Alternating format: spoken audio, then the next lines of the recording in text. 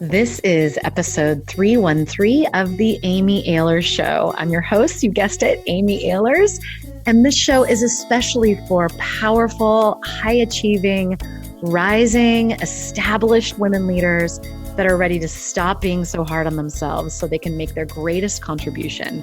Show notes for today's episode can be found at amyahlershow.com/313. Today's episode is called Reckoning with Whiteness. Oh yeah, we are going there, ladies. We are going there. And this is an invitation for all of you that are white, for all of you that are women and people of color to gather around with an incredible expert that I have brought onto the show that I'm so excited to interview, the amazing Rebecca Aced Molina. She is a lifelong seeker of meaning, purpose, and justice. Rebecca has invented her own job since 2000, oh yeah, and today she works with women in leadership positions to help them find their voice, connect with their wholeness, and engage with their deepest purpose as they navigate the waters of race, gender, and inequality.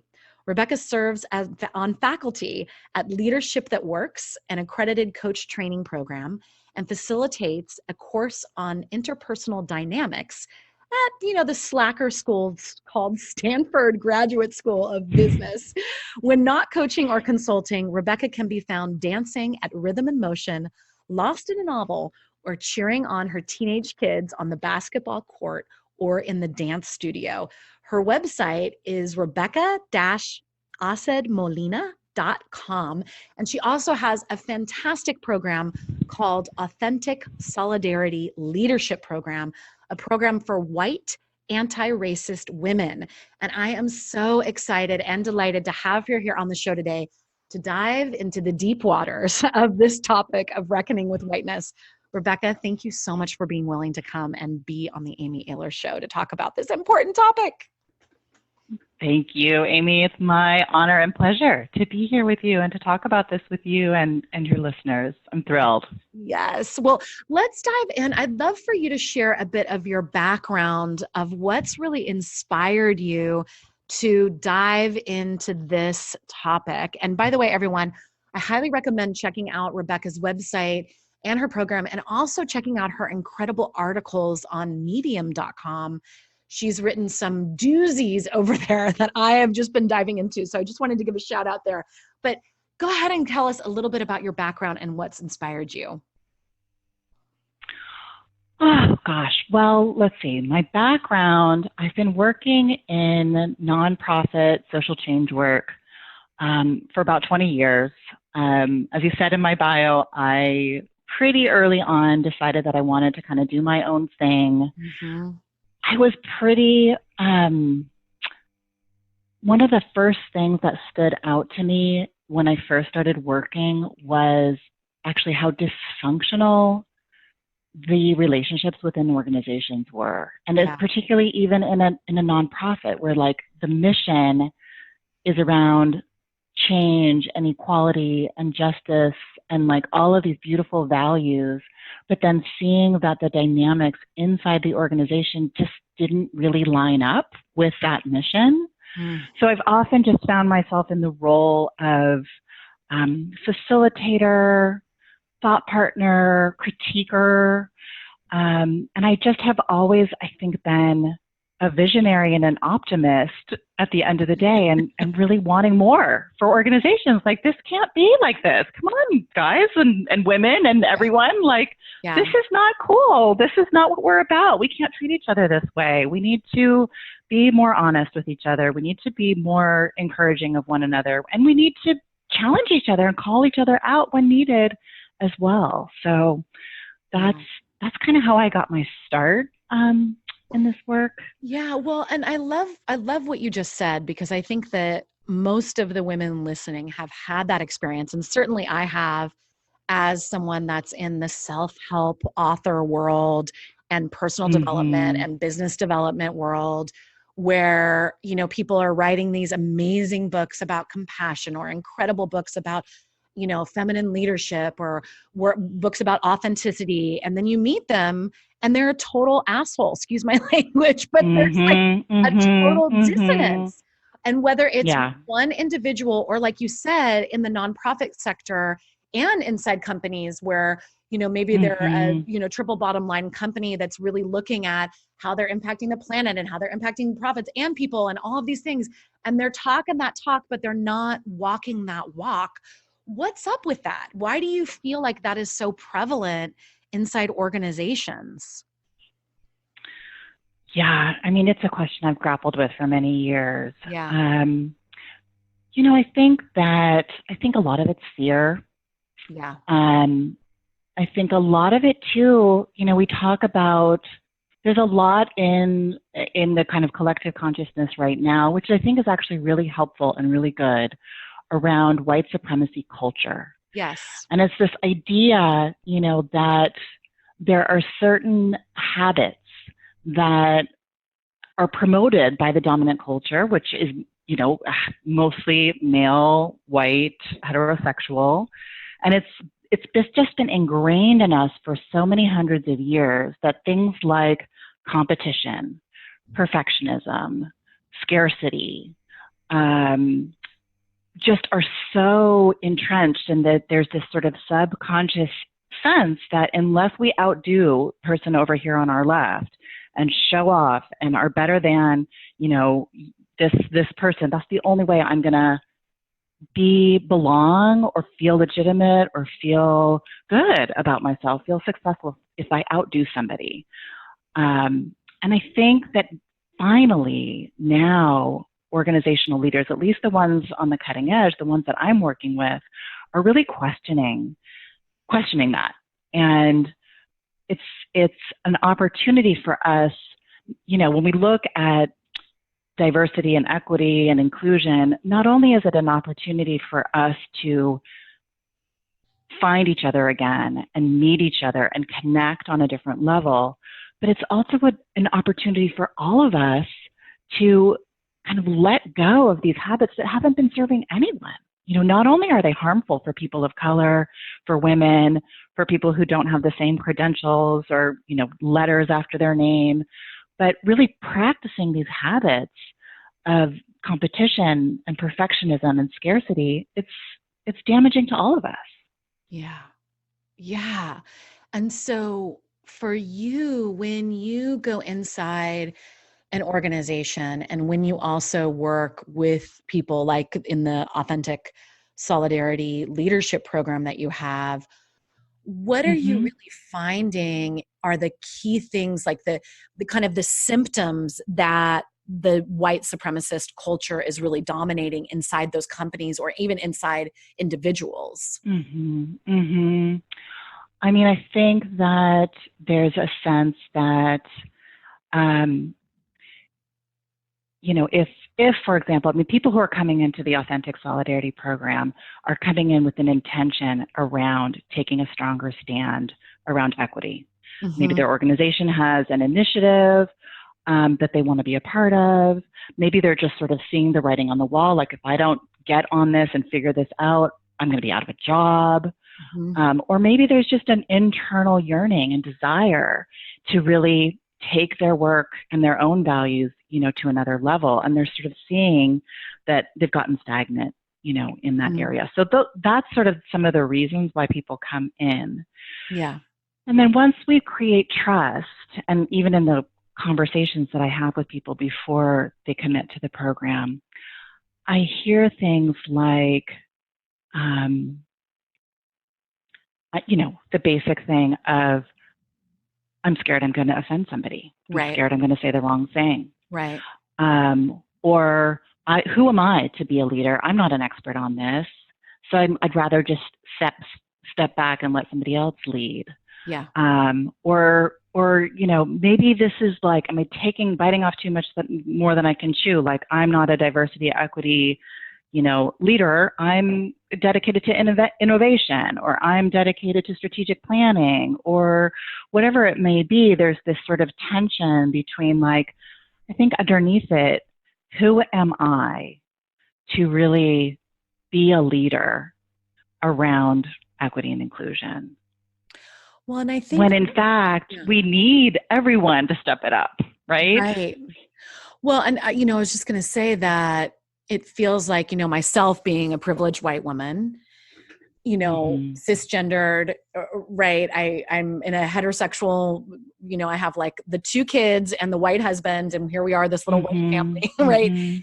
And so there can be that feeling for people that present as white or are white, for them to feel like you said, don't want to get it wrong, don't want to offend anybody, don't want to make a mistake.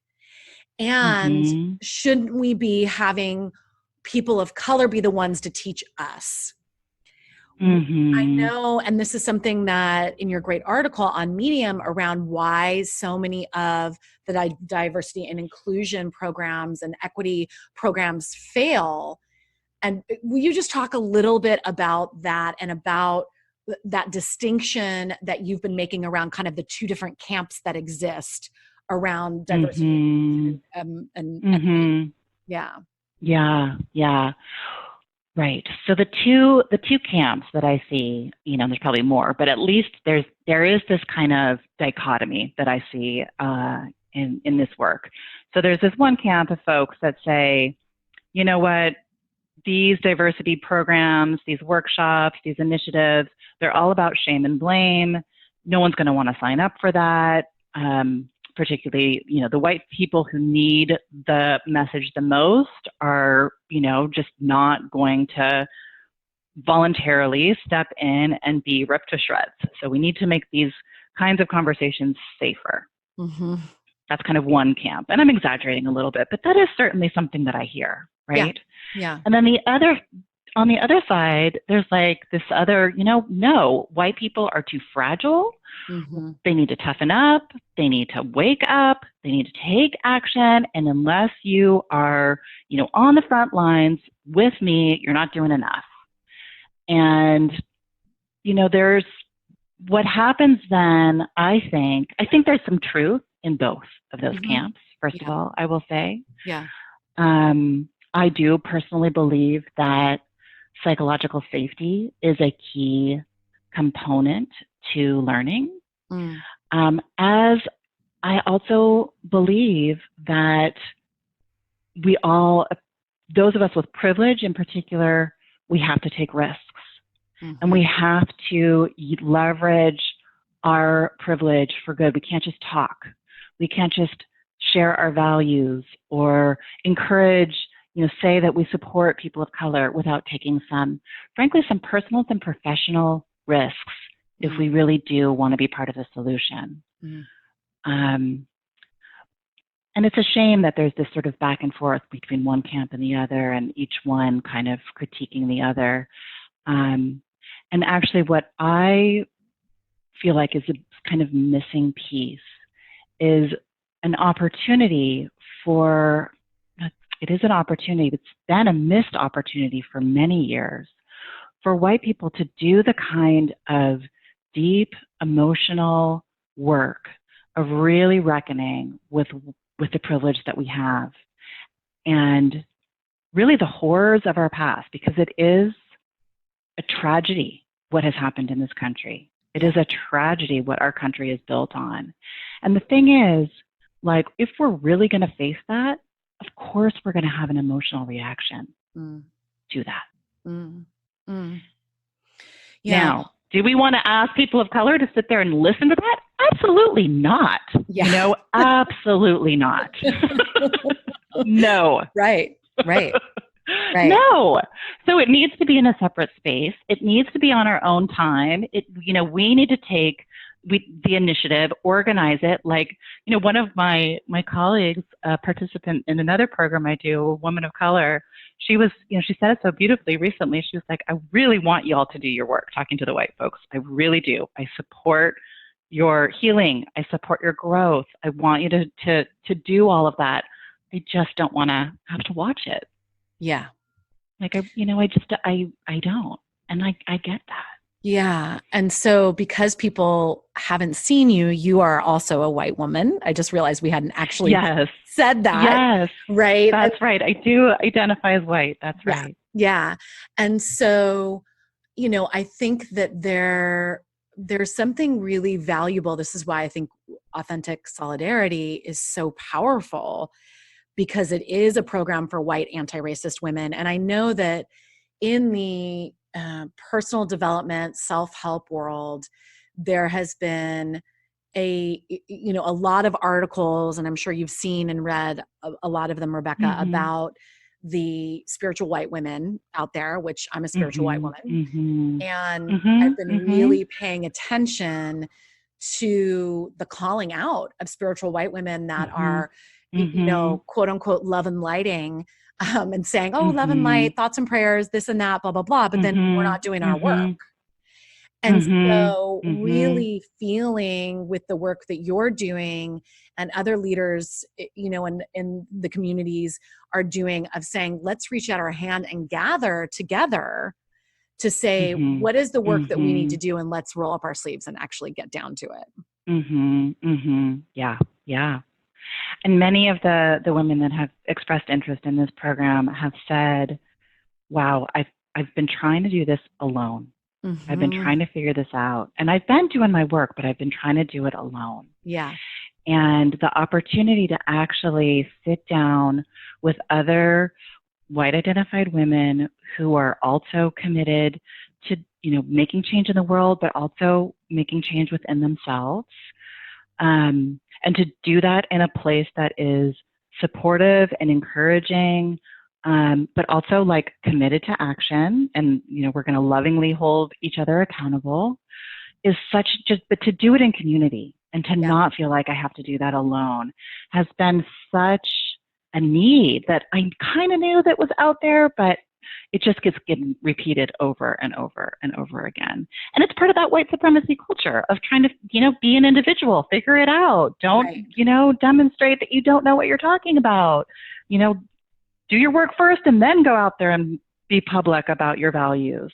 Yeah. And really what this program's about is like, you don't have to have it all figured out. None of us have it all figured out. Let's come and support each other. Yeah. Let's figure it out together. What are some inspired actions that, like almost like inspired homework assignments that you would want to give to white anti-racist women that are listening? Tell it, like, what are some of those beginner steps for us to really start doing our work? Well, let's see. I thought you were going to ask a slightly different question. So what's the question you thought I was going to ask? Maybe it's a better one. Well, it's kind of a two-part question, right? Yeah. And I think this work in general is there's a two-part at least to it. There's the internal work around reflecting on and surfacing and being okay with like what you don't know. And then from there, educating yourself. So whether that's looking for, women of color podcasts or other white ally podcasts or articles or books, and really rather than like asking your colleague at work who's a person of color to educate you, to take some initiative, ask around, start somewhere, and start doing your own education. And so that's one piece of advice. And in the Authentic Solidarity program, it's a huge part of what we offer is resources for people to read and then unpack together, so that you're not to read or to listen. So that's one piece. Yeah.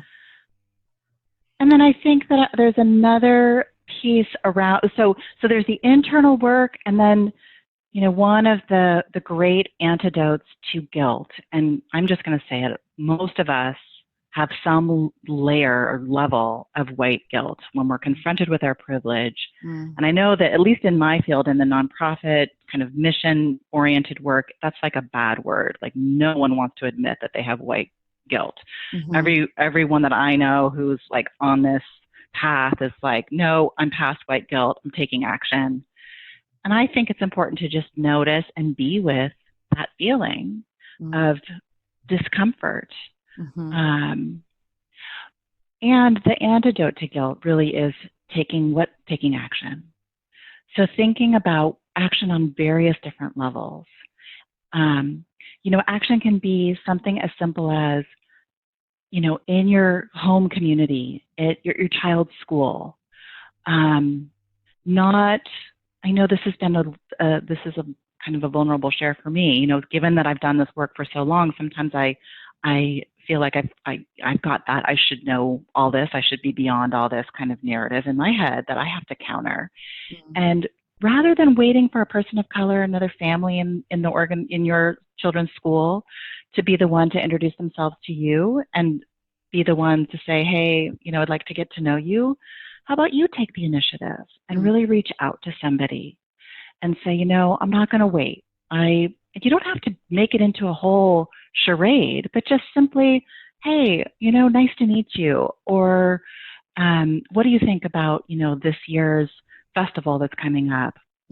Make conversation. And I think there's this assumption that like, oh, well, maybe that person doesn't want to hear from me, or maybe that person's off in their own, clique or community, and who am I? Just take a risk, reach out, start to say hello. Yeah. It really, that's one action that you can take at a very basic level. Yeah. And I think there's all sorts of stuff in between, but ultimately, hopefully, the women that are coming into this program are going to be setting, stretch goals around having brave conversations with their CEO around what is our recruitment and leadership development strategy around making sure that our leadership bench is diverse. Yeah. And being a voice and saying, that's important to me. Yeah. I want to make sure that that's a target at the very least that we set as a company. Yeah. And I think it's important that I, as a white woman, take a stand and say that and not expect only the staff of color to be the ones making that case. Yeah. I love that. And I think that whether that's, if you're inside an organization or it's at your children's school and you're noticing there's not a lot of diversity in the student body or in the faculty, really taking a stand in that way. The same thing for those of you that are entrepreneurs. This was, one of the big things that happened in the last couple of years in, the personal development space of, a lot of online summits and online classes where everybody that is the featured speaker is white. There's no diversity happening there. And so there was really a call out of like, why are all of these summits happening, these online seminars happening, these telesummit type things happening, and there's not a representation of people of different, and it really, like, some of these, it's like you look at them and be like, okay, it's the same age, the same look, the same body type. they're all heterosexual, like they all identify as women and they're all white. What the hell is going on? Like, what's wrong with that picture? Yeah. And saying, where, and I know even here on my podcast, I've really been going, because for a while I really stepped it up around, okay, how can I make sure to have different people with different backgrounds, different colored skin, different sizes, different ages, different sexual orientations, all of this, like really trying to make more diversity. And it's something that I'm still working on, that it's, just to be vulnerable here is something that I really care about and have kind of dropped the ball on this year on the show. And so really looking at that and saying, okay, I need to make certain that I'm having more diversity of voice. If I'm going to interview here on the show, whatever it is, whatever your world is, whatever game you're playing in your career, in your personal life, looking around, looking at your dinner party, looking at your birthday party and saying, okay, do I have the richness and the joy of having diversity, and I think it's such a beautiful thing. Let me ask you this question. I know we're starting to wrap up here, but what would you say is the benefit? Like, what's the big why for us as white women to do this work and to really take the stand in our lives? Yeah. I mean, I do believe that, I mean, the benefits are so huge. Mm. I mean, we're living in a world that is just so full of pain and Yeah. violence, Yeah. and we do our best as human beings to like compartmentalize and move through it. But the pain that our community as human beings is experiencing on a daily basis, like it affects us, Yeah. whether we're kind of aware of it or not, right? That, and whether it's divisions that we feel, a lack of connection, a lack of intimacy, and then just the sheer pain, of people not being safe Mm. in our own communities.